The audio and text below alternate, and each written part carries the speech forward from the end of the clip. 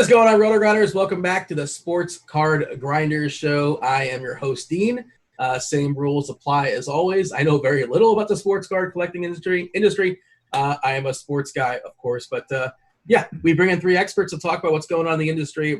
Batting first, leading off, going to be talking to us about some sports cards today, and some rookie inserts we'll dig into. We're going to talk about some potential overlooked players as well as the show progresses. Let's bring in RG contributor. It's Brennan. What's going on, Brennan? Hey, doing good. Glad to be back. Yeah, happy to have you back as well. Joining us as well. Chief Justice. He's swimming over there like Scrooge McDuck with all that cam call he had. All the gold coins. I haven't had you on the show. I know you had a special a video with Simon, I believe, talking about the cam call, and talk to me about that experience, Chief, because I think you made a bunch of money by investing in Cam before he's a Patriot, and now we're having some good times over there. And, I've talked about it, but it was just a good day. News came out. Money was flowing in. I was glad to have, made a good call on that one. And once again, it's no different than, I guess, kind of some of the things we're always going to talk about, when you're somewhat speculating, which I didn't feel like it was a complete speculation on Cam, but you get in early while these guys are cheap and, try to load up from there. And that's always kind of going to be a strategy of mine.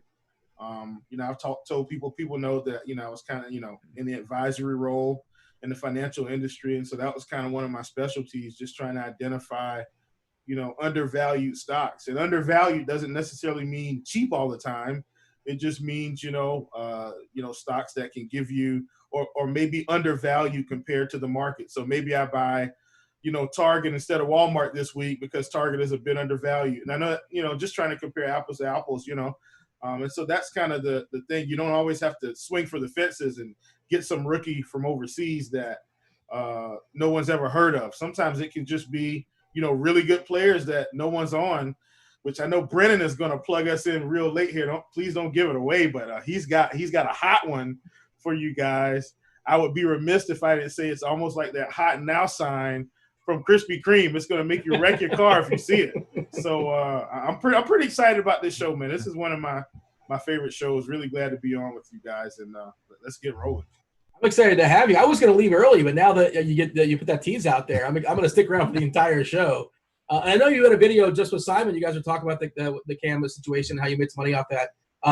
Do you know what you're doing as far as, or have you done anything as far as selling off and just making a big profit, or are you also going to gamble maybe on the possibility that Cam becomes like a top, 8 or 9 quarterback with New England and they make the Super Bowl or they make a big run? What are you doing with your Cam cards right now? Holding some, selling some, or going all in or all out? Have we decided yet? Well, my DFS background kicks in. Me and Brennan kind of talked about this, I think, a couple weeks ago. When I went in on Cam, my only thing I was going to sell, and it was a quick flip. I had no intentions of holding Cam at all. And so that's kind of the way I went into it. I had all my Cams listed on eBay, priced up. They all sold in 3 hours, and I was a happy camper. I had no long-term investment in Cam. I love Cam as a player. It's still a perfect scenario. The hype has kind of died down now. So what I may do is just go out and buy one Cam in the event they win the Super Bowl, and then we'll see how it goes. But, Cam was always a quick flip. I never had intentions of holding Cam at all. You probably can use the Market Movers tool on SCI, sportcardinvestor.com, to help you decide. You were talking about the Cam market, what it was a couple weeks ago, what it is today. That's one of the big selling points over there at SCI. And, of course, they have a partnership here at RotoGrinders. You get 20% off your first payment if you just use the promo code GRINDERS. That's GRINDERS. Lastly, we do want to bring in Simon. Simon, welcome to the show. Thanks, man. Glad to have Chief back on again, and glad to see what his next Cam is. Yeah, now the pressure's on, Chief. You got to I think you might have somebody out there that you want to, and I think we're going to feature him to some degree in this show as far as a potential next Cam. Is that fair to say? Maybe? Well, I don't want to say a potential next Cam, but I do have a guy that I'm buying because of the situation. And it's no secret. I've talked about it before, but we'll dig into it a little bit more today. Would appreciate a like and a subscribe if you guys are watching us on the YouTube, and comment as well. Let us know what you want to see on the show going forward. We do read those comments. We want to do our best to talk about whatever you guys want us to talk about from a sports card perspective. That said, Optic Megaboxes, they've returned. They're back. They're at Walmart, Simon. And I know you're always lurking the local Walmart, the local Target. You want to hit up if you see them drop it you want to buy up the entire inventory. What's going on there? Have you been lucky enough to wander into like a whole display case, or you're just kind of waiting for somebody to put them up there for you? I did happen to find some in retail this past week. It was earlier in the week than normally. But yeah, I got to the cards when they were being stocked, and there happened to be someone else there, so we ended up splitting it. But yeah, they had Optic in Walmart this past week, Optic Mega Boxes. I think it was leftover supply from the COVID disruption. So when Mosaic came out, they kind of stopped distributing their Optic boxes. And now that Mosaic has kind of worn down as far as its retail run, I think they found an opportunity to finish up what they had left in Optic. So I think it was a 1 week thing, but it was very cool to find those Optic Megas in Walmart last week. Do you know what the price would be like if you buy it at Walmart, if you buy it at Target, as opposed to buying it online? What's the difference? Any ideas? If you bought last week at Walmart, you were buying for about $37 before taxes. And I think if you're buying on eBay right now, it's probably going between $100 and $125. Oh, wow. Yeah. Brennan, what is Optic Megabox? What is that? Tell me what that is.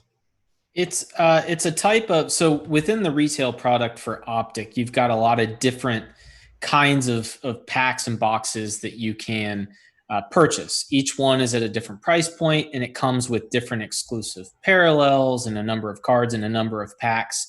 The mega boxes, I'm not a big retail guy, but the mega boxes, from what I know, are I think the biggest that you can get within the retail infrastructure, right? So you've got your blaster boxes, which are a little bit smaller. You've got your hanger packs and your cello packs, which are not boxes, but rather they usually just hang on the hooks and whatnot. So the mega boxes are a bigger box within the retail space that you can get, and it typically will have more hits, although retail is not known for its hits. It'll also have exclusive parallels and potentially exclusive inserts and things like that. So the mega box is one of the different options you have. There's several for Optic within the retail space, and I think typically one of the more expensive ones, and it comes with probably more bang for your buck in terms of inserts, parallels, things like that. Are you bullish on Optic? Are you bullish on Optic versus Prism? Do you have a preference, and why? I believe that Optic is, I think it's firmly behind Prism. If you were to rank the sets in desirability, everyone knows that I'm a huge Select fan, but setting that aside, Prism, I think, has more fanfare. It does typically move in the market first. Optic, to me, though, is a great kind of a mid-level product. Once the Prisms have moved out of your space, then I think in terms of price, I think that you could potentially look to Optic. Even below that is something like Hoops. So Optic is still a chromium type card. It's got the shiny finish like Prism. To me, it feels a little bit more fun and colorful. Youthful is a weird way to describe it, but like if I were to buy something for myself, I'd probably buy Prism. If I were to buy something for a nephew or my son, I'd probably go Optic. I just think they look a little bit more fun.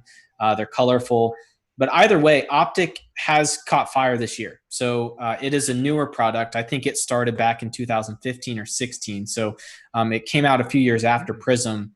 But I think it's a great alternative. And if you were to rank the top three in whatever order you think it is, I definitely think it is Select, Prism, and Optic. I think it has entered that conversation, and it's separated itself from other things like Mosaic and Revolution. I'm buying a box. Am I trying to pull Zion? I'm assuming that's the big prize. Yeah. I think if you're pulling a newer product, a 2019 product, you want to get Ja or Zion from this rookie class. Kobe White is someone that I think has caught fire. You also could look for second-year cards of Luka and Trey. Second-year cards are typically something people chase once a guy has kind of catapulted himself into the All-Star MVP, stratosphere. And so, yeah, you're probably looking for Ja and Zion, and a nice consolation prize would be a second-year Luka or some of these other hot rookies. Chief, how about yourself? Do you dabble much in the Optic or Prism or any other brand outside of these two? Yeah, I mean, I stumbled into my local Walmart and caught a couple Optic Prism packs on sale from 2017 and 2018 for $6 and cracked them open. And I think I may have gotten, one or two good cards out of there. But I mean, I spent about $30 for 3 packs, and most of them were cellos. So I mean, I said it's pretty good. If I sent them off and got them graded, I'd definitely get all my money back. So I actually like the Optic product. I think it's up and coming in terms of price. In terms of comparison, I've looked at kind of where Zion Prism PSA 10 is versus Zion Optic 10, and I think Zion's PSA is probably trending at about 3,500 right now, and I think his Optic PSA 10 is at about 2,500. I'm talking about base, not silver, not any type of parallel, but just straight base. I think that's about where it's at. Or that could be the silver. I can't remember right now because I don't have it in front of me, but I know it's about $1,000 difference between the two. And so, I'm all about trying to get the same player for a little bit of a discount, and 3,500, 2,500, they're both still up there, but hey, if you can save $1,000 and still get that rookie card of a Zion or a Luka or a Ja, I mean, save the money. It's still a PSA 10. They're going to trend upwards about the same in terms of percentage. You got to be patient, man. You got to wait for the show to open your packs on for everybody to enjoy. We can watch, fill it in. I think people like watching that. I guess you didn't even know you're coming to the show. Or you just want to, when you buy a box, you just want to open it up right away, I assume. Well, I mean, not necessarily. If that's what we need to do. I mean, I can get it done. I can go to the store and hold a couple boxes. I will say I'm probably I don't really flip too much retail.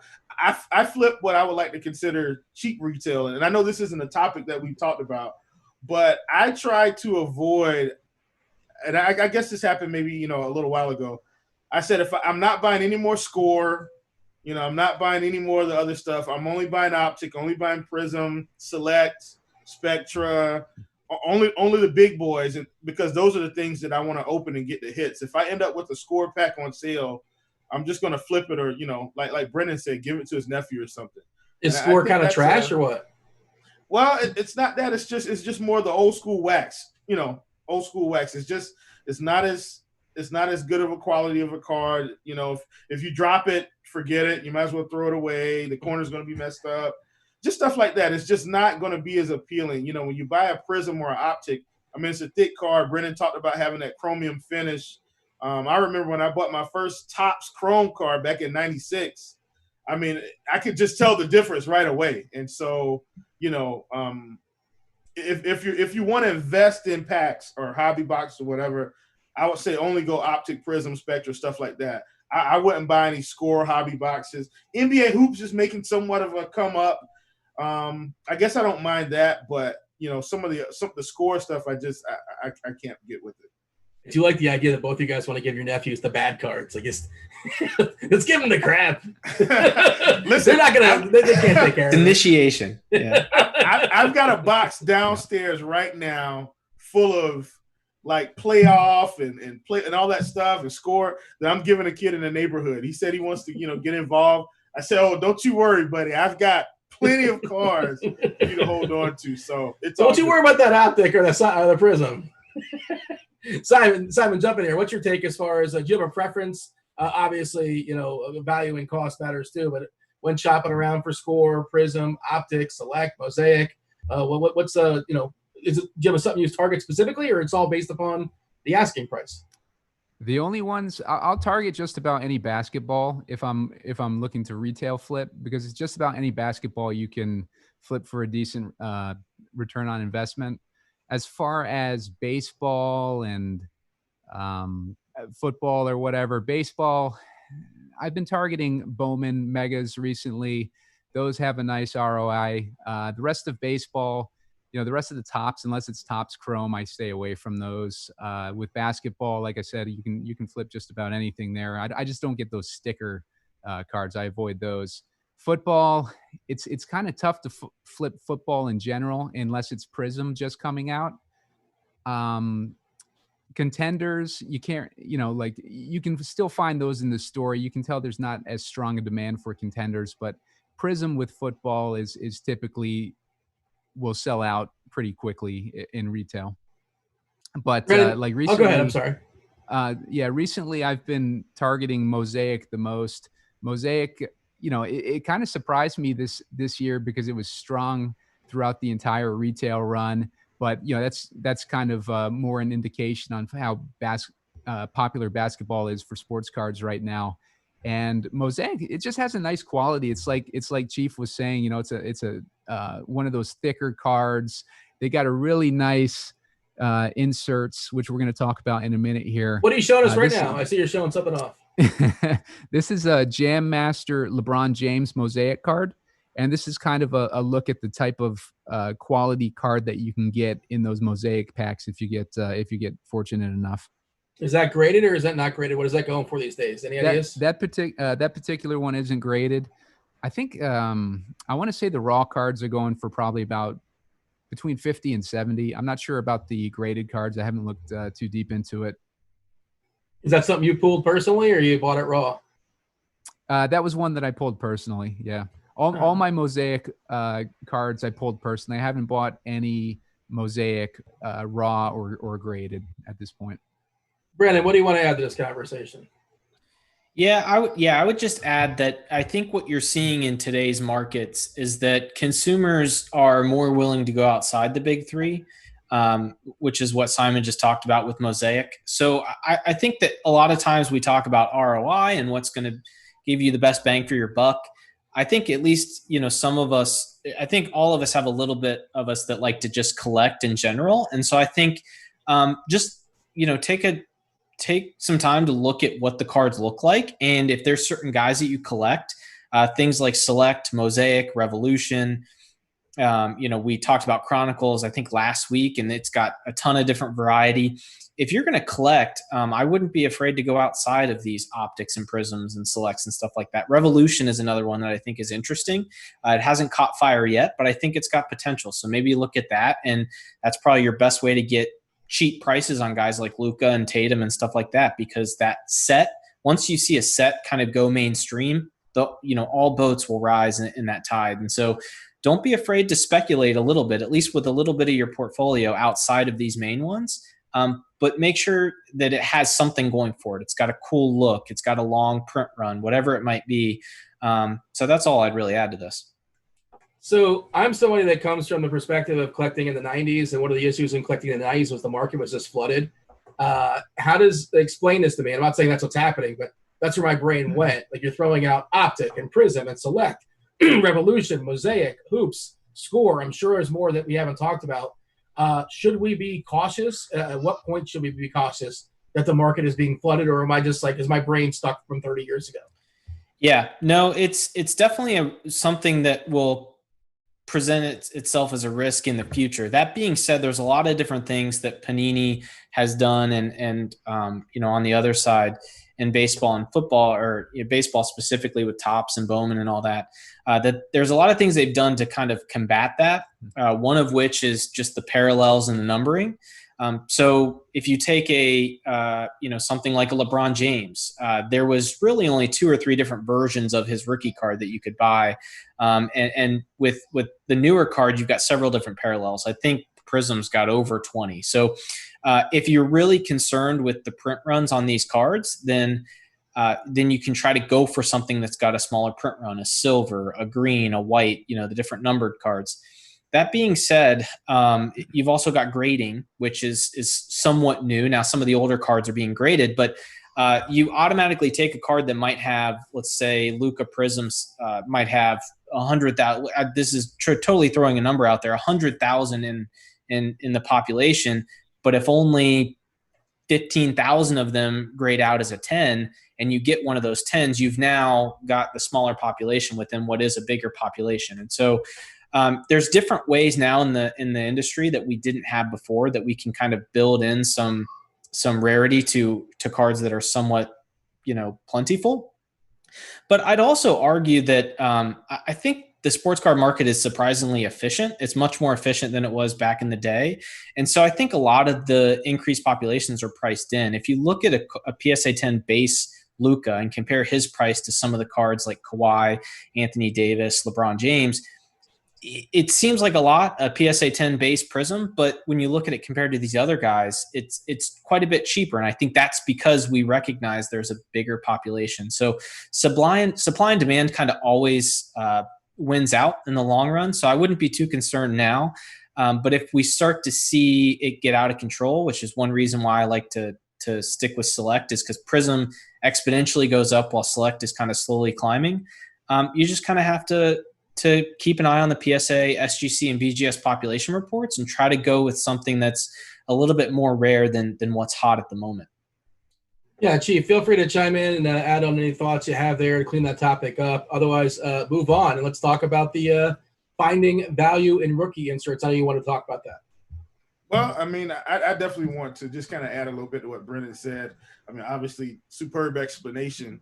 I also think that grading is the savior of the card industry, in my personal opinion, just because, we've got something to prop this whole hobby up on that says, hey, this is going to provide the stability you need.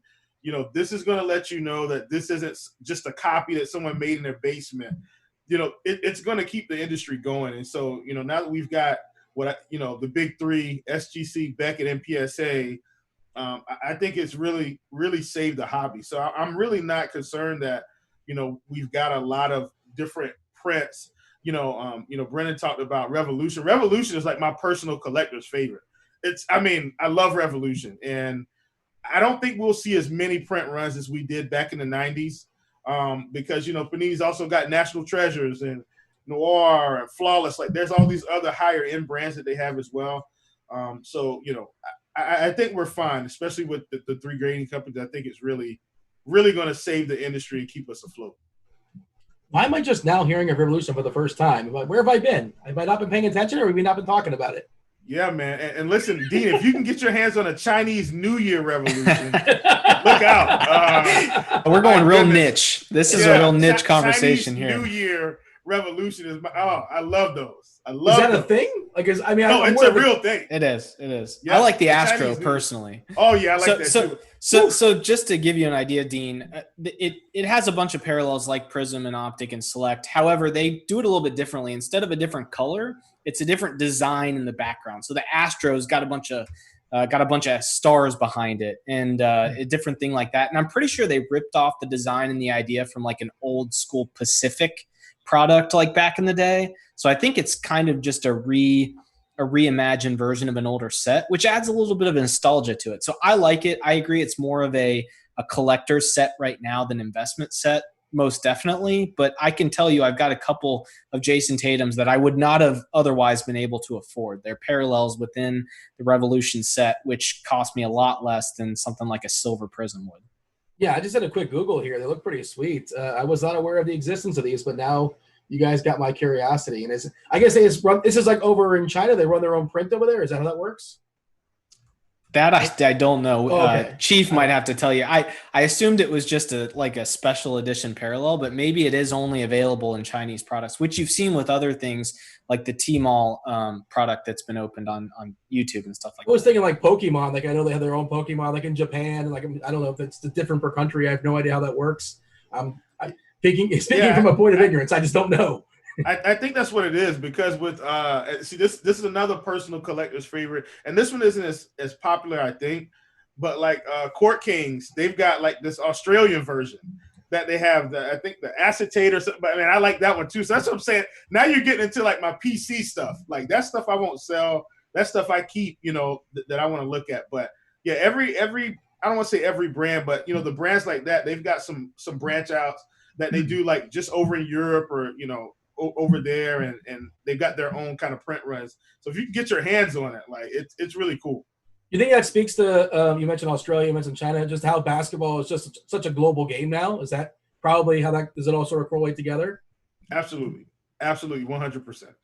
Yeah, that makes sense. All right, Chief, talk to me about finding value in rookie insert cards. Yeah, so that's something, when we talked about how we're going to kind of kick the show off, that's something I really wanted to talk about, because I think, I'm always thinking about the investor that maybe can't spend $2,000 to get this Zion PSA 10 or $3,000 to get a Luka, PSA 10 Panini Prism rookie card. So, and I said Prism, I meant Prism Silver, but so I think inserts and Brennan kind of talked about it before the show. We were kind of kicking some things around, but when I'm talking about inserts, I'm talking about guys that are big time players. I'm talking about, your Hardens, your LeBrons, your Currys, and just in terms of rookies right now, your Trey, your Luka, your Ja, a couple rookies that are not as new right now, but or maybe not as hot, a Jaren Jackson, something like that, guys that you think are going to make it. And so if you're looking at, and I kind of looked up Luka, if you're looking at Luka right now, his base Prism PSA 10, it's creeped up to about $900. Anywhere between about $835 and $900 right now is about what you're going to spend for just his base Prism PSA 10 rookie card. But if you look at freshman phenoms or you look at emergent, you're going to be able to get a PSA 10 for anywhere from $125 to $155. And his silver, the silver, they have priced up a little bit, maybe $200 to $250. But my point is that's a lot cheaper than, $900.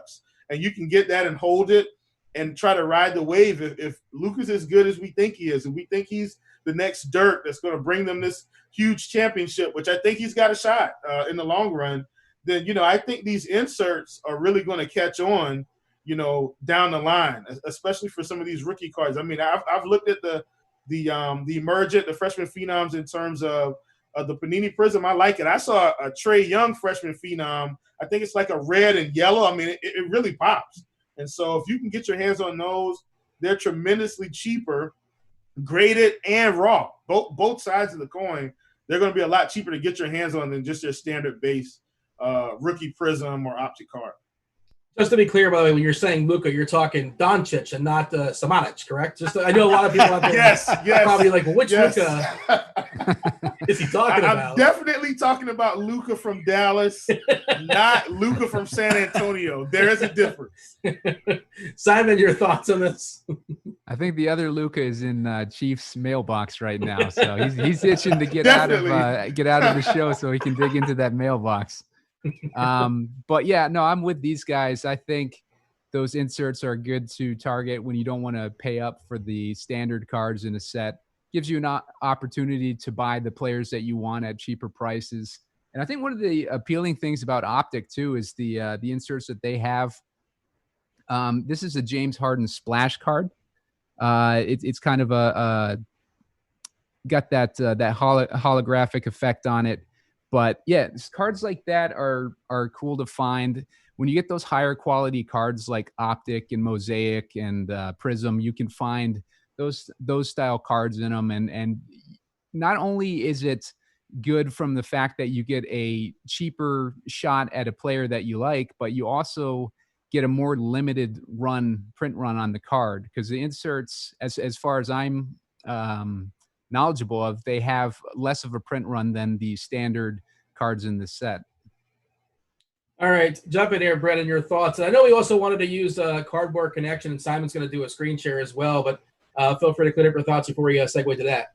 Sure. Yeah. Before I get into the Cardboard Connection, and I don't want to reiterate anything that Simon or Chief has said, I think they're spot on. If you're looking for an alternative to your base rookies, I think that inserts are a great option. Now, I actually treat inserts a little bit differently.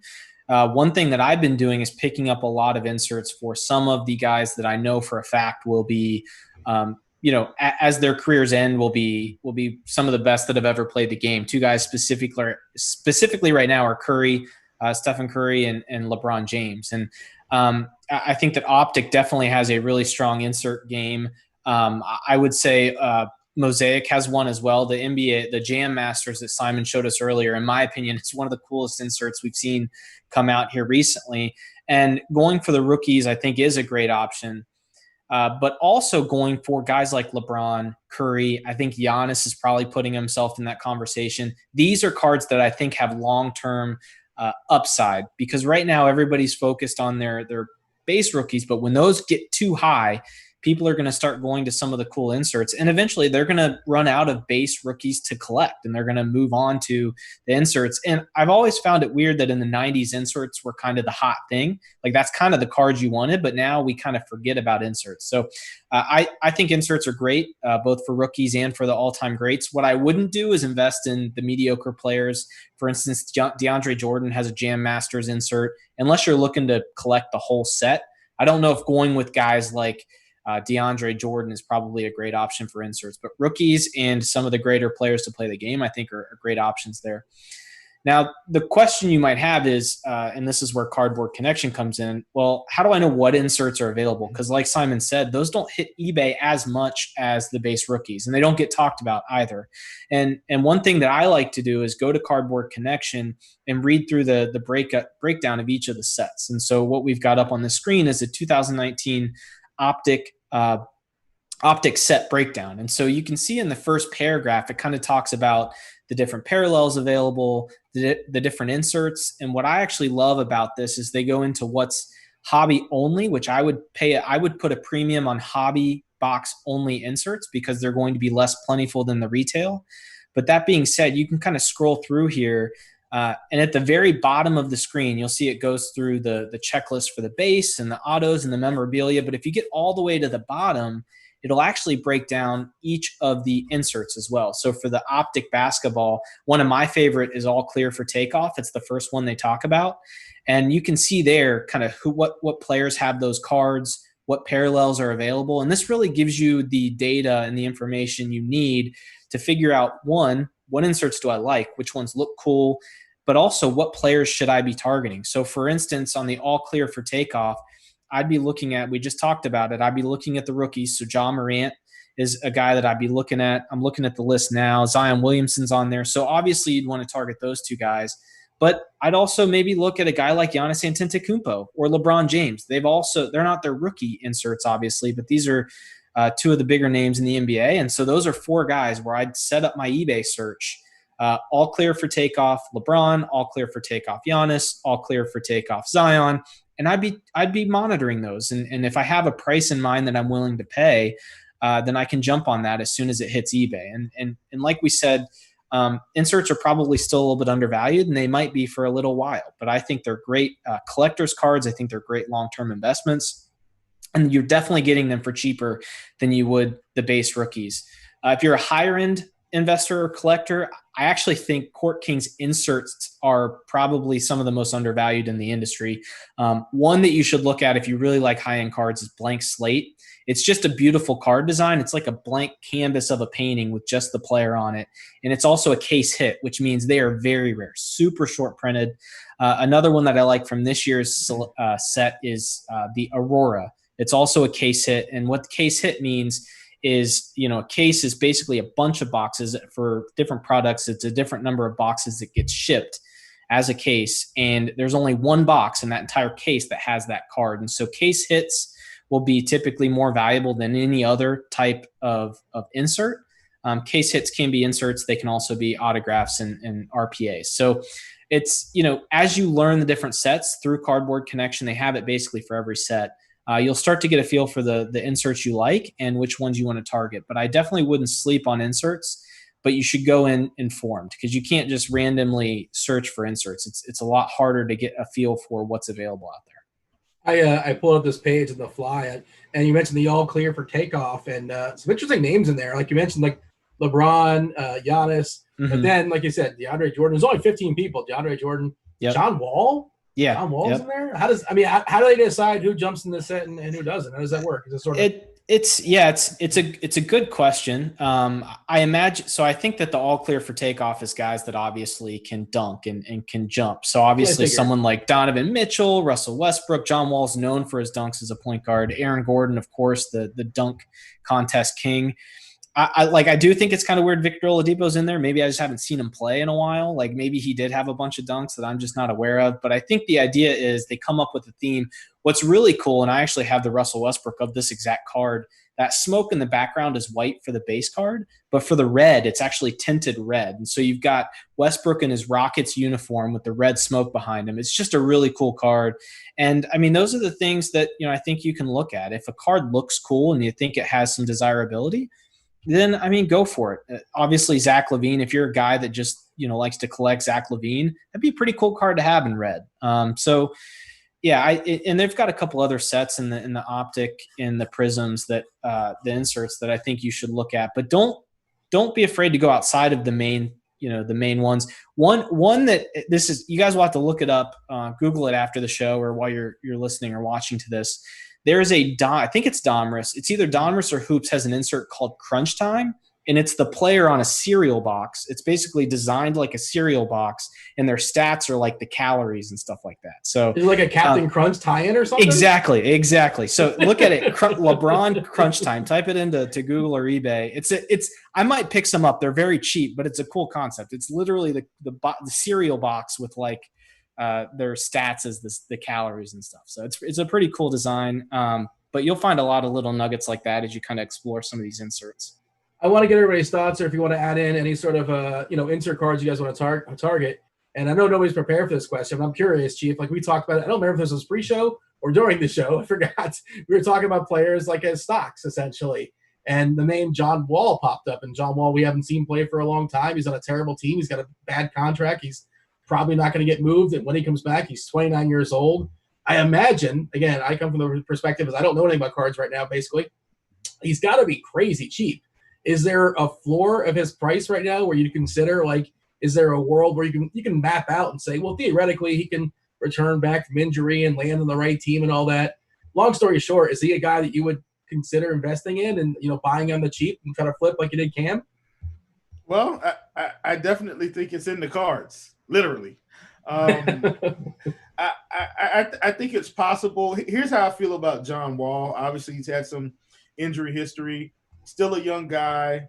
I think it all depends on really where he ends up after this contract, because I'm using Cam as a springboard here. He's not Cam, okay? He is not Cam. He's not an MVP. Hasn't gone to the finals. Cam's an MVP. He's gone to the Super Bowl. It's like apples and oranges, but it's a concept that I kind of want to talk about.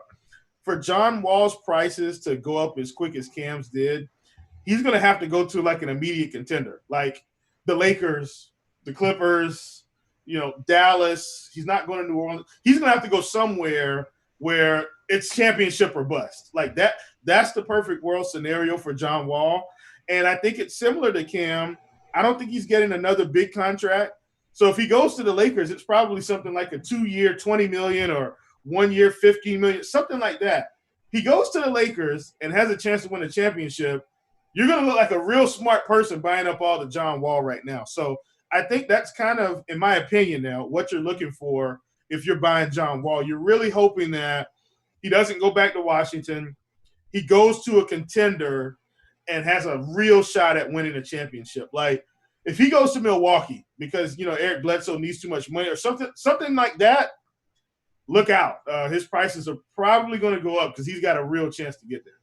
Yeah, and the problem is, of course, his health. The other part is his contract right now, he's basically immovable unless you're taking back a huge contract. 41 mil this year, 44 next year, 47 the next year. He's a free agent in 2023 when he'll be 33 years old. But there's definitely a path to him having like a second life, like you said, depending on where he lands. And in theory, you could argue he's probably not going to get, garner that much of a contract. He can handpick a place, a positive situation. Is there any, I just kind of threw a wall on you, but is there any other insert cards you're looking at you want to talk about as far as this conversation? Not really. I think Brennan hit them all. And, like I said, my favorite right now are the freshman phenoms and the emergent, and that's across the board. Even, back in some of the older sets, I've been, like right now, a guy I've been buying personally is Kristaps Porzingis, just because I feel like he's very undervalued in comparison to Luka. And you can go out and get his emergent card. I think there's some BGS 9.5s right now for about $50. And the cool thing about that one is it actually has that RC emblem on there. And so, you're getting the insert with the RC shield. I just think it's really cool. So some of those older Prism sets that have the RC, I just think it's a no-brainer to pick up one or two while you can before the prices increase. Simon, did you want to add a favorite insert you're targeting right now? I would say check out the RotoGrinders sports card Discord channel, because Rhino and Chief are always throwing all sorts of insert cards in there. Cards that I've never seen or heard before. It's really good to get ideas for a look at some of these inserts and try to figure out what kind of cards you want to buy and which kind of cards you think would be a good return on investment. Because a lot of times you can tell just by looking at these inserts, a lot of them have a very artistic flair to them. And you can tell that they're going to be desirable to other collectors, and which ones look better and which ones might have a better long-term value or a long-term return on investment. Brandon, we're moving on. You want to talk about opening up the topic of investing in overlooked players? Yeah. So I think that one thing we typically do, and this is everyone in the industry, we kind of follow what's being talked about and what's hot. But if you can kind of get out ahead of those movements and look at who's next. We saw it with the documentary, the Last Dance documentary. Scottie Pippen and Dennis Rodman both went up, but that was after Jordan had already taken off. And so if you apply that logic to other parts of your sports card investing, maybe a wide receiver or a running back on an offense where the quarterback's getting a lot of love. Or one of the guys that I really like right now is Chris Middleton, who, if Giannis has as much success as we think he will in Milwaukee, has to benefit. The guy was an all-star this year. He had a breakout season. And so, while everyone starts to run up on Giannis, why not go after a guy like Chris Middleton or potentially Dante DiVincenzo? So looking at the second and third guy on a team you expect to have a lot of success, it's kind of hard to say you can do that with either of the LA teams because both of their stars are really good. But a team like Milwaukee is a great example. We've seen Jaylen Brown get a run up this year after Tatum had run up. So looking at these second tier guys on the team, I think is a really good idea. Now, you can't go with everybody. It's not like the logic goes down all the way to the 6th or 7th or 8th guy in the rotation. But when you have these teams that has a great supporting cast, a Chief just talked about one in Kristaps, that he's actively targeting a secondary guy on that Dallas team. And so you can do that a couple of different ways. You can do it with the second or third guy on a good team, or you can do it with the second or third tier stars that kind of get overlooked. I was buying up Paul George earlier this year because everyone was talking about LeBron and Kawhi, but Paul George is a really good player and has a chance at a title. And then also Chris Paul as well. So I know, Dean, you and I can go back and forth on this Chris Paul thing, but if you look at his career, it's about over too. You have to imagine he's only got a couple of years left. The guy has been in the top 5 in MVP voting 4 times. He's had MVP award shares 8 times in his career. He's an 8-time All-Star. He's played in well over 100 All-Star playoff games. And I love Basketball Reference because it has similarity scores that basically compares you to other players based on your win shares. And here's the list that they compare Chris Paul to: Jerry West, Magic Johnson, Oscar Robertson, John Stockton, Kobe Bryant, Reggie Miller, James Harden, Clyde Drexler, and Walt Frazier. I mean, the guy has had a great career. His population counts aren't very high, yet we never talk about him because he was most relevant several years ago with Lob City in LA, and his career is coming to an end. So I think if you're looking to buy a guy right before he retires, goes into the Hall of Fame, I think Chris Paul's a guy that's overlooked, and it's weird to say because he's so good, but I think we like talking about the guys that are chasing rings and that are the MVPs, and Chris Paul's kind of always been that second-tier guy. Yeah, I wasn't trying to knock Paul, but I was thinking, I feel like I don't know if he's a beloved player. I'm not really sure. Yeah. I don't feel like he's beloved. Like, he's really good, and I don't know why. And also, people always bring up the fact, and I'm fairly certain this is still true, I think he's never come out of the second round. Is that correct? Did he actually once get out of the second round? I think he would have had to. Right? Yeah, I think he would have had to, yeah. Yeah. And like you said, he's 35 years old. He's not going to do anything this year. Like, OKC's not getting – I mean, some really, really weird things would have to happen for OKC to make some noise. By noise, I mean, get to the Western Conference Finals. Yeah, and if you look at his contract, it's hard for him to turn down his player option next year. It's for his age, it's just insane. I think it's $40 million. I'm trying to find it here. Yeah, it's 44. I have it in front of me. Yeah. Okay. Yeah, 44 player. Well, actually, next year it's 41. He's got a player option in 2021 for 44. Mm-hmm. And what is he, 33 33 or 30? He's 35. 35. So yeah, the only chance you get with him is he turns down that player option because he probably has plenty of money, especially from his insurance ads. And then he goes to somewhere like LA, which either the Clippers or the Lakers would make sense, and chase a ring when he's 37 or 38. But even if his career were to end in Oklahoma City, in my opinion, he's one of the best point guards the game's ever seen. Maybe we'll all forget about his prickly personality as time goes on, and we'll look back on his career as, something to be admired, because he really has had a great career. If you take away rings aside, he's played in a lot of big games. He was big for LA. I don't blame their lack of playoff success on him. So I just think he's a little bit overlooked because we're talking about all these other guys that haven't achieved as much in their careers.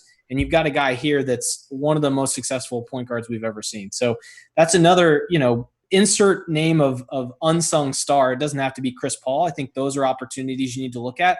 One that's getting kind of trendy now is Peyton Manning and Tim Duncan. As crazy as that sounds, they weren't really as popular as they are now. And I think people are starting to realize their cards are probably undervalued. Why is that happening? Tim Duncan's one of those guys, just amazing, but super unsexy. I mean, he isn't just the least sexy, greatest game of all time. You can sort of combine those two things. Yeah. What was Big Fundamental? Was that his nickname, or is that Shaq's nickname? Am I combining two people? I don't know. But yeah. So why is Duncan getting some noise now? I think Duncan's getting some noise because I think we're seeing the industry mature in front of our eyes. So when you first get into the industry, you're chasing the Lukas, the Zions, the Jaws. You're chasing these young guys because they're fun, and you're watching and you're hearing about them. A lot of the people in the industry probably never saw Duncan play, to be honest with you, that are just now getting into it. And I think you're starting to see people say, oh, wait, maybe we should invest in some of these all-time greats that, one, their population counts are minuscule compared to what we're seeing now. And also, they've achieved way more than any of these guys we're talking about will ever achieve in their lifetime. I can guarantee you that not all of Luka, Zion, Giannis, they're not going to achieve what Duncan achieved. He could have had he probably did have one of the best careers we've ever seen.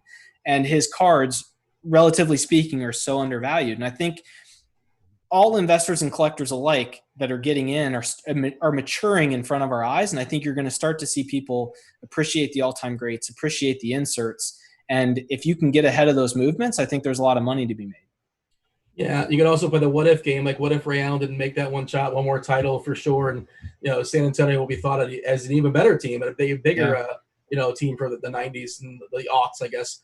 All right, Will, your thoughts. Well, if you have any thoughts, by all means, on your big basketball guy, as far as Paul, as far as Middleton, and of course, you have a football player you want to talk about. Yeah, I mean, that's what I was talking about, man. Brendan's just got that hot now sign on in his office. That Chris Paul news, man. When he said that, I said, and it's funny. I don't know why. I think me and Brendan may think alike sometimes, but I'm telling you, man, I was on eBay and saw. I think it was a Chris Paul, like a SPX rookie or something like that. Something from just a long time ago. PSA 10, I think it sold for $60. And when I saw it, I said, what? I was like, man, why didn't I buy that? And I'm spot on with you on Duncan. Because I'm actually not investing in as much basketball right now. God, I hate to talk about my financial advisor career so much, but it just kind of helps me think through scenarios. And I'm kind of more of a cyclical buyer. So right now, NBA is hot, and I'm just kind of not really buying as much NBA outside of, like Kristaps is the guy I'm actively targeting because I just know he's just too cheap right now. So I'm just buying up as much Kristaps as I can. But overall, I'm not really investing in NBA. I'm kind of more so on football because that's the sport that's kind of furthest away from us. And so especially once the NBA playoffs start to get rolling, basketball is just going to go up, up, up, up, up.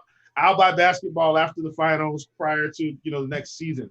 But, talking about all-time greats, and I've talked about this before, Ben Roethlisberger is a guy, he's another one on my list that I'm trying to buy him right now while he's got all this stuff going on and he's got all this weird news and, the article he put out there and, he's had some injuries.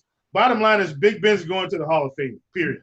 He's going, guaranteed. So I'm trying to get on him right now. And Phillip Rivers and a little bit of Eli. And those guys I don't think are necessarily Hall of Famers, but they all kind of came in together. I think, Phillip's still playing, got a chance to put up a few more touchdowns this year. Eli's won some Super Bowls. And you can still get those guys score rookies, and they've got a lot of variations, Topps Chrome, Topps Platinum, stuff like that are fairly reasonable for PSA 10s. They've got some Fleer rookies out there. So, those are guys that I've kind of been looking at in terms of all-time greats that we probably are going to overlook until they all retire, in which Eli has retired. But in terms of football, because that's kind of been my focus right now, I just think Michael Thomas is my guy. I know we kind of got a chart there that we kind of talked about comparing PSA 10, PSA 9. The bottom line is this, and, this is something I know Simon's been really big on, and so I'm kind of going to let him speak more to it. But I feel like Michael Thomas, DeAndre Hopkins, these guys are more so like Jerry Rice type talents.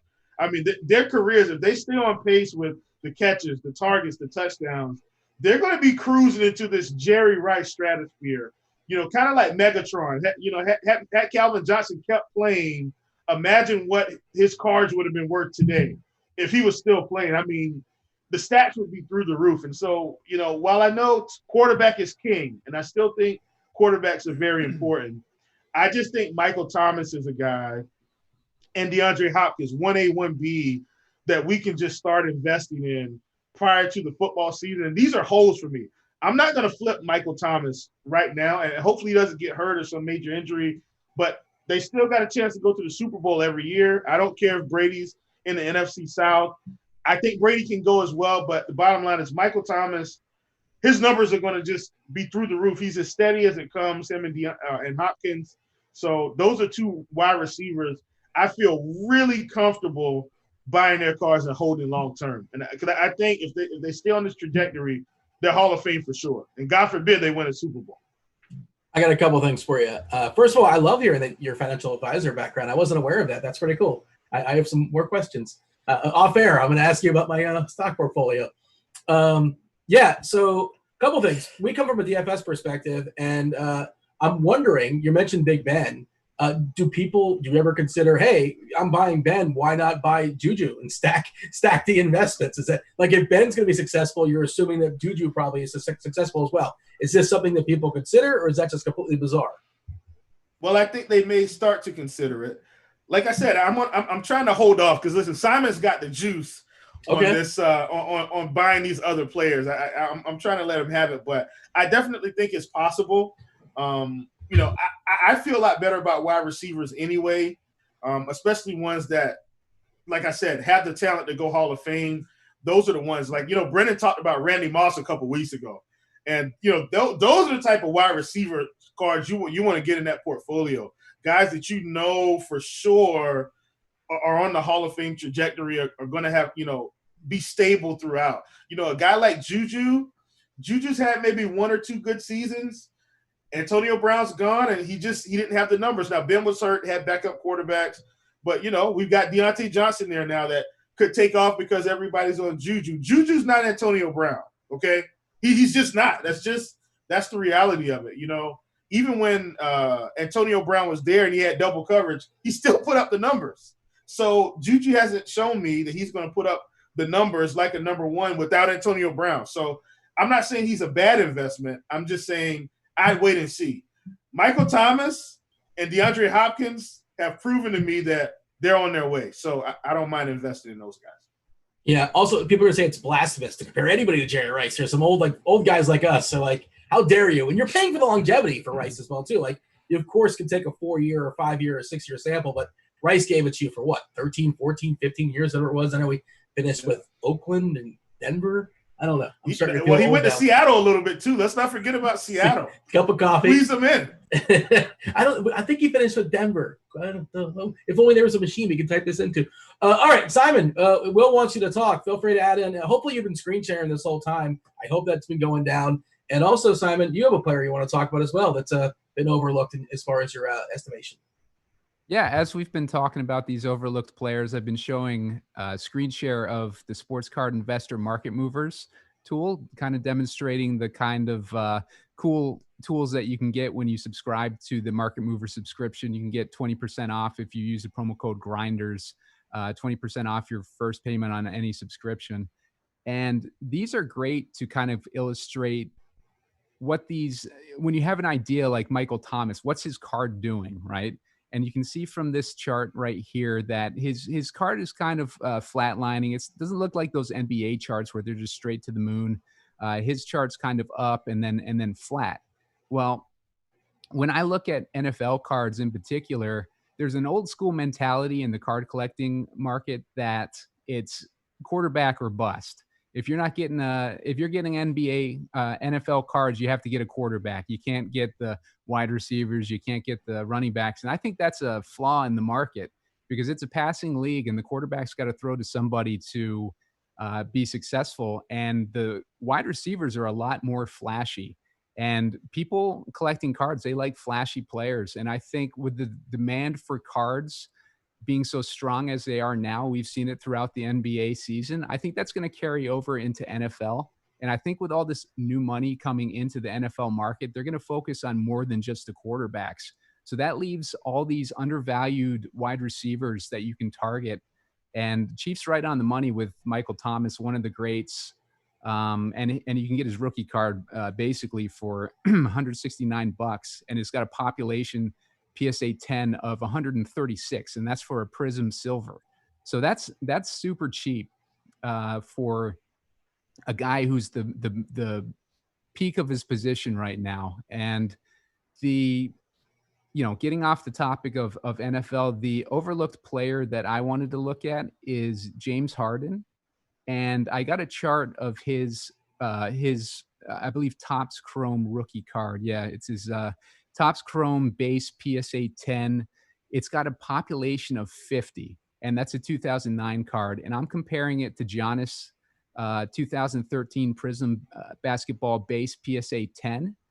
That's a population of 2109. So that gives you an indication of how much scarcer those PSA 10 of James Harden's 2009 Topps Chromes are than Giannis, and yet their prices are almost identical. They're almost the same price. Giannis's last sold for $3,024, whereas Harden's last one sold for $3,000. So that tells me that Harden's rookie cards are being overlooked right now and undervalued. He's had an incredible run the last few years.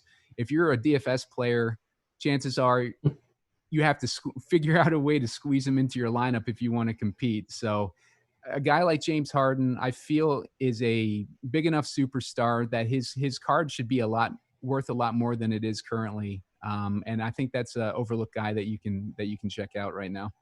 All right, jump in here, Brandon. Your thoughts, Michael Thomas, just receivers in general, like non-quarterbacks, I suppose, skill position players. And you have any thoughts as far as James Harden?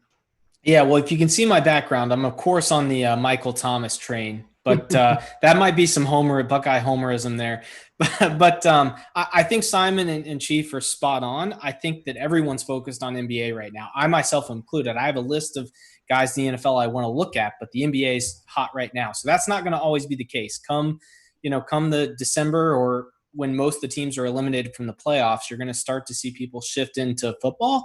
And I don't think that we've seen what that mentality is going to look like yet. And if I had to guess, I'd agree with Simon and Chief that wide receivers are going to be the first group to go up with the quarterbacks. And then I think you might see some guys like running backs. I think defensive players are undervalued, but that might always be the case. We see it in the NBA, even in the hot market. A guy like J.J. Watt will probably never get the value he deserves. One of my favorite players, Brian Dawkins. I haven't looked at his rookie cards, but I might pick some up at a very good price just because, but I wouldn't expect defensive players to ever go off. But guys like Thomas, guys like Hopkins, I think are great investments. Being here in Carolina, I might look at some McCaffrey to see what his prices are doing, but I think they're spot on there. And as far as James Harden's concerned, James Harden, kind of like Chris Paul, probably gets a little bit hurt by his public image. People just don't like the way he plays. That being said, if you were to look at his basketball reference page and compare it to some of the other players that have higher card values, it's just insane. I mean, this guy has an MVP, as Chief reminded me pre-show. He's also knocked on the door of being MVP 3 separate occasions. He's been in the top 3. And besides, again, like Chris Paul, those rings, I don't know what else you'd want a guy like James Harden to do. And for him to have such a low population count, Simon's spot on. I think he's a little bit overvalued.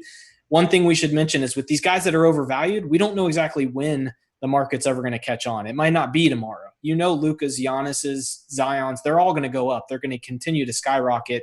It might take, as you've seen with Tim Duncan, after he retires for us to truly appreciate his greatness. So these are great long-term holds. And if you buy them now, you're going to see them appreciate, I think, over time. Someone like Michael Thomas and Hopkins, it's a little bit different because they're playing now. You probably want to get them as soon as you can if that's somebody you want to invest in. But yeah, I can't really add much more than that. I think they're both spot on. And I think if sometimes we like to chase our tails in terms of, oh, Luka's going up, I got to go get my Luka. Jumping ahead of everyone else and getting that Porzingis is probably the better ROI in the long term. I got to get this in. This is important. When I mentioned Big Fundamental before, and I said Shaq, I said Duncan. Shaq apparently gave Tim Duncan that nickname, so that's why those two names popped in my head. Got to get that out there. Well, hey, let's clear that story up because I actually know when he called him that nickname.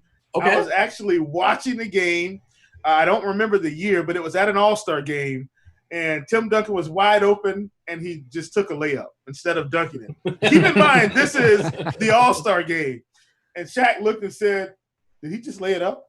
Big fundamentals. Big fundamentals. And that's how he got the nickname. Crazy. And they had him mic'd up, so that's how we were able to hear it. Coolest story, man. Cool story.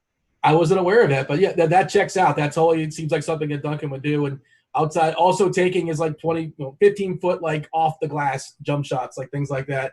Anybody do that anymore these days? Not really. Maybe the Marcus Aldridge? I don't know. Just throwing him out there. It feels like he's a guy that probably would have been better 20 years ago. Okay, I don't know why I'm getting off track. That's the show. Before we step aside, of course, we're starting our new tradition.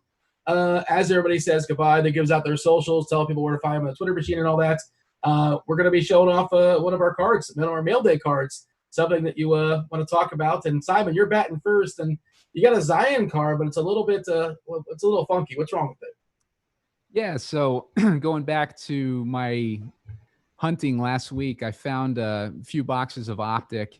And if I find a damaged box, I'd rather open it. It's an excuse for me to rip it open instead of selling it. And I happened to find a damaged box last week, and I opened it up, and I got some decent cards out of it. And one of the cards that I got, when you're opening a 2019, 2020 box of basketball cards, you're hoping to find a Zion in there somewhere. And I was fortunate enough to find a Zion in this box. But if you look closely at the surface, it's got a huge line through it, right? So that's not like any type of scratch or anything. That's the print. Like the print was very sloppy on this card. So basically the card's worthless. But I pulled the Zion, which is pretty cool. But it just sucks that. Get on eBay and say invest. Yep, I have to put invest in big capital letters with asterisks and fire emojis next to it, and maybe someone will buy it. But yeah, that's the unfortunate thing about ripping your own packs instead of looking at the cards before you buy them. And that's one of the reasons why I prefer to just flip the retail that I find and buy the cards that I'm actually searching for. Simon, your Twitter, any sort of projects, any sort of articles you're working on you want to put out there? Yeah, I got an article coming out tomorrow. It's going to be comparing PSA 9 and PSA 10 cards. I've been doing that for a few weeks. And you can find that on the RotoGrinders page on the sports cards section. It'll be dropping at some point tomorrow. And you can find me on Twitter at Yeti Boom Films, and you can find me in the RG Sports Card Discord. And if you want to get to that Discord channel, go to the videos page on the RotoGrinders homepage, navigate to video, and go into the chat box that's next to the video box, and you can navigate into that Discord channel, and you can find us all in that sports card channel within our RG Discord. That's a non-premium channel for what it's worth, so anybody can jump in there. Will, you're up next. What card are we showing off? And give the people your socials, anything you're working on as far as articles.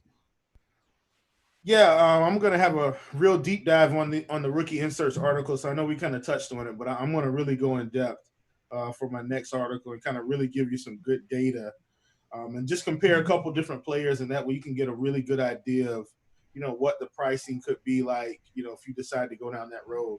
I'm sure Devin has it up, our producer extraordinaire. And if you're looking on that screen, you already know I'm buying Marcus Mariota. I am not hopping off the Mariota train right now. just because, when I can get PSA 10s and BGS 9.5s for $15 to $20, you're just not going to talk me off of the train. And so that's kind of what's been happening with Mariota. So I think I've got a Topps High Tech up there, BGS 9.5. Caught that one for $14.99. I've got a Panini certified hollow, kind of a refractor type card that I caught as well. PSA 10, caught that one for $15. And so, I've just got a really good feeling about Mariota going into Oakland. I don't think, Derek Carr, I don't know if he's going to keep this job. And, I think Mariota is a better fit for the pieces they have in terms of his mobility, kind of being able to keep the defense off kilter. They went and got some more speed. They didn't get Jerry Jeudy. I can't remember who they picked up. It wasn't CeeDee Lamb either. I can't remember the rookie that they picked up there in Oakland. But I mean, it was who was Ruggs. it? Yes, Ruggs. Henry Ruggs, one of the fastest receivers in the draft. So adding him with Tyrell Williams and Josh Jacobs in the backfield, I think this sets up for Mariota to have a chance to do well. And I'm not having to, spend all my life savings to invest into him. So that's why, I've been doing it this way. All these guys that I talk about that are speculative, I'm not spending $100 on their cards. I mean, $15, $20 for already graded cards. Like I consider this to be safe because if I spent $15 on it, I could probably just relist it for $15 and get my money back like that, at some point. So, I don't consider them unsafe investments because of the prices that I'm getting them at. So that's why I'm really, really investing in a lot of Mariota right now. Your socials, Twitter?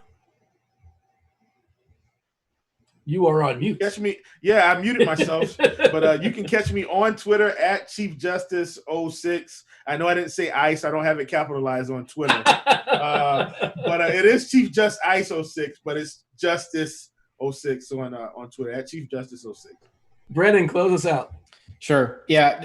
And I want to call out one thing that Chief talked about, which is really shrewd. And it's that when you can, the cost of grading has gone up recently for pretty much every company other than SGC. And when you factor in how long it takes you to get these cards back, if you're looking to buy somebody like a Mariota into the season and flip them, it's not going to happen. If you buy them right now and send them out, you're not going to do it. And it's going to cost you more than what he paid for those cards. And I actually did something similar here with Andrew Wiggins. So I actually bought a lot of 4 BGS graded select Andrew Wiggins rookies for $13 a piece. That would have, if I would have bought the card and sent it in, it would have cost me over $20 a card, and I probably wouldn't have them back by December when the season starts. So one thing to look at is for these underappreciated guys, can you get cards close to the value or close to the price it would to have it already graded? For PSA, for PSA, even if you do a group submission, you're probably looking at $20 a card. So if you can get a guy for $25, pay the extra $5, and you get it in hand now, and there's no guarantee your cards are graded at a 9.5 or a 9 or a 10. So you might send it in and be very disappointed. So he's super smart and ahead of the game there with buying cards close to the price it would take just to grade them in general. And I talked about Wiggins last week. So there's a lot of conversation in the industry now about pumping and dumping. I'll tell you one rule I have. If I quit buying a guy, I don't talk about him on the show. So if I've quit buying a player, I'm not going to talk about him because that's one way to get yourself in trouble. I actually bought these Wiggins 3 days after the show, and they just came in today. So again, I think Wiggins is a guy who could definitely benefit from the height machine, which is Golden State in general, and just the fact that Curry's coming back, Draymond's going to actually care again, Klay Thompson's coming back. I think Wiggins, going from having to be the guy, is going to have a ton of open lanes to attack, a ton of open threes to shoot. And I think we're all going to forget about how bad his time in Minnesota's been. So very happy to pick those up. And because I got all 4 of them from the same buyer, I combined the shipping as well. So you save you some money there. So big fan of Wiggins. I'm still picking his cards up as I can. And I hope it works out. If not, I could look real silly next year. Brennan, your socials, maybe any articles you're working on right now? Sure. Yeah. So you can find me on Twitter and Instagram at the DFS Advisor. I am about halfway through the next Market Movers article. My guess is it'll be next week sometime that we'll get that out, probably early mid next week. And that one I'm actually going to bring in per Jeff at Sports Card Investors request. Giannis, I'm going to compare him to Luka and LeBron to see, because Jeff has a theory that there was a lot of cards printed in LeBron's rookie year, and there was a lot less printed in Giannis's rookie year. So let's see if that kind of affects the value of the cards, and maybe Giannis is still, even at his current price, is undervalued. We'll see. But you can find that on RotoGrinders.com when it releases. All right, one last time, 20% off your first payment at SCI, sportcardinvestor.com with the promo code Grinders. Like and subscribe on YouTube. We'd much appreciate that. You were talking about pump and dump as a strategy. I'm not aware of it. I'd like to hear more about that. I think of it as like a stock market thing. Maybe that's a future topic. Hey, let us know in the topics. Let us know in the comment section here on YouTube what you guys want to hear us talk about going forward. With that said, I want to thank Simon, Chief Justice. I tripped myself up there. Wasn't sure which way to go with that. Simon, Chief Justice, and Brennan, I was Dean. This was Sports Card Grinders. Thanks for listening. We're out of here. Holler.